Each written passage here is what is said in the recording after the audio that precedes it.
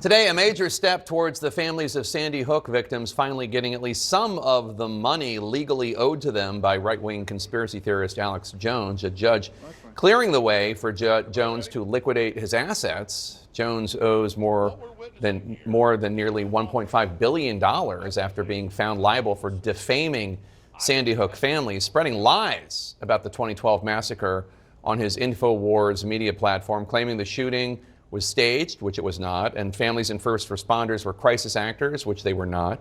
Those families were subsequently harassed by some deranged fans of Alex Jones. Personal information, doxed online. The situation so bad, one family forced to move. As CNN's Hadas Gold reports, the financial situation for Jones likely means the end of his media empire built on lies. Alex Jones's InfoWars conspiracy empire facing its final days.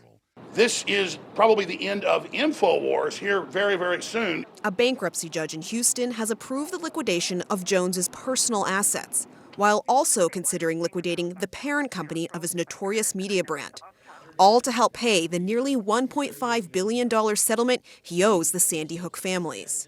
$120 million. Jones was found liable for defamation and emotional distress for his lies about the massacre that left 20 first graders and 6 educators dead in 2012. In the wake of the Newtown, Connecticut shooting, Jones told his audience the massacre was a so-called false flag operation staged by the government and that the grieving parents were actors. An attorney for some of the families says this ruling will likely take away Jones's main megaphone. And that's what I expect to happen. I think InfoWars will no longer exist. It will certainly no longer be a platform upon which Alex Jones can do all the damage he's done in the past. Jones spouted lies even as he drove to the hearing in Houston on Friday. It is all a brazen power grab. Leading up to the hearing, he had been vacillating between tears, more lies. It was the FBI and the Justice Department behind all these fake lawsuits against me to get me off the air. And naked opportunism, peddling supposed dietary supplements until the last moment. If you order any products at InfoWarsStore.com, you will get them before InfoWars is shut down. But despite any liquidation, it's likely the proceeds will only make a small dent in the more than $1 billion Jones owes the families. But the family's attorney says the money is not what matters most. What would such a ruling mean for the families of the Sandy Hook victims? What they're hoping to achieve is the most amount of accountability that the legal system can deliver. And money is just one component of that, and not the most important component of it. Their objective has long been to protect their families and other families from the type of harm that Alex Jones inflicted on them for years. In Houston, the judge's ruling is finally potentially bringing some form of justice to the families who have already suffered too much. They brought a lawsuit. Against all odds, they prevailed, and that there's some form of justice being administered here. All right, the U.S. Supreme Court decision striking down the ban on bump stocks coming on the same day demolition began on the site of a school massacre in Florida. The building at Marjorie Stoneman Douglas High School is finally coming down more than 6 years after a gunman murdered 14 students and 3 faculty members in the classrooms and the hallways. Demolition was delayed so the evidence inside could be used in the trial to convict the shooter, who is now serving life in prison without parole. It's expected to take several weeks to complete this demolition. CNN's Carlos Suarez is joining me now from Parkland, Florida. Carlos, I mean, this has to come with a mixed bag of emotions. What are people expressing that they're feeling? Yeah, Fred, good morning. So it has been an incredibly painful and emotional day for the folks that live in the Parkland community, especially the parents, the family members of the students that were killed in this massacre back in 2018. Now, a good amount of progress has been made on the demolition of the building where the shooting happened. You're taking a live look right now at the corner of the building there that's been taken down. The workout here got underway at about 8:30 this morning and is expected to last several weeks. Now, 2 white tents were set up just outside of where all of this is happening for the families to witness the start of this demolition. Now, some of them wanted the building to be taken down all along, and others had said that they wanted it preserved. As you noted, Fred, the 1200 building has not been touched since the mass shooting.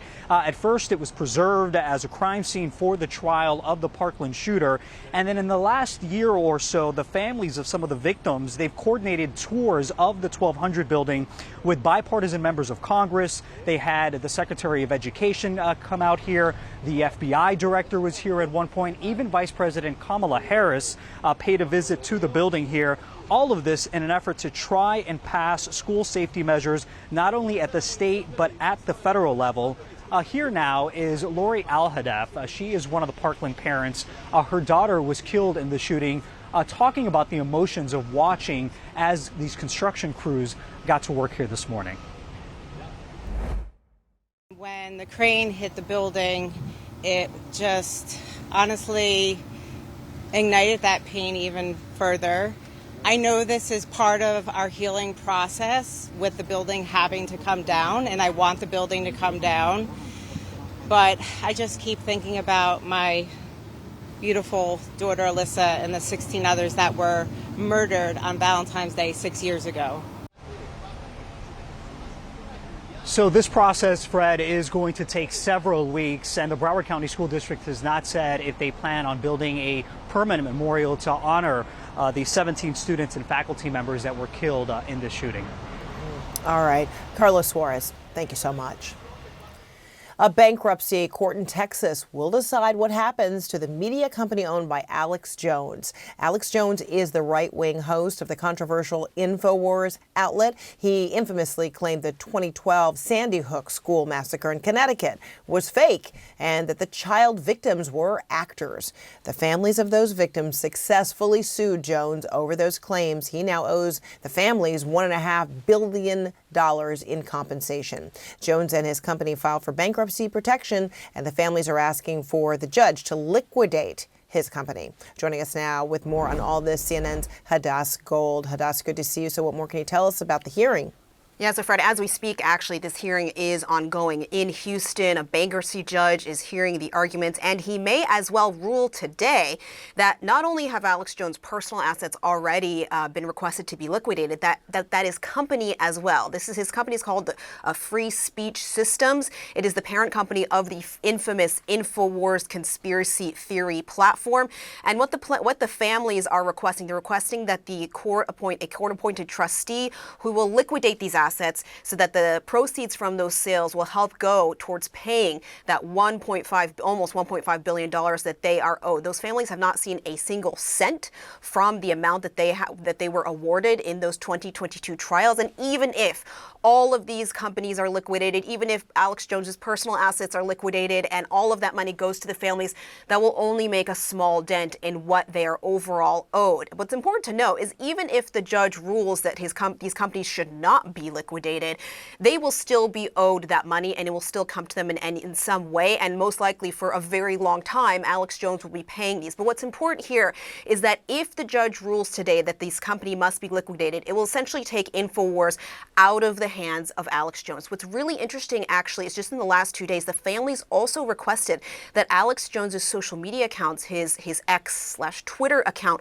will also be liquidated, arguing that this Twitter account, X account, is essentially like a customer base. It'll be really interesting to see how the judge rules from that. Now, Jones, for his part, for the last few days, has continued airing his shows, has continued peddling lies about who is behind these cases. He was broadcasting even on his way to Houston to court. Now, for the families, I spoke to one of the lawyers for some of the Connecticut families, and he says that they are trying to find the most amount of accountability that the legal system can deliver, and that the money is just one component of that and not the most important component of it. For them, the most important component of this is to essentially try to get Alex Jones's damaging lies and conspiracy theories that he continues to peddle off of the airwaves. So, Hadas, is there, pending the judge's decision, but is there still a possibility that the InfoWars, could still remain in business, perhaps under someone else's, leadership? What could potentially happen?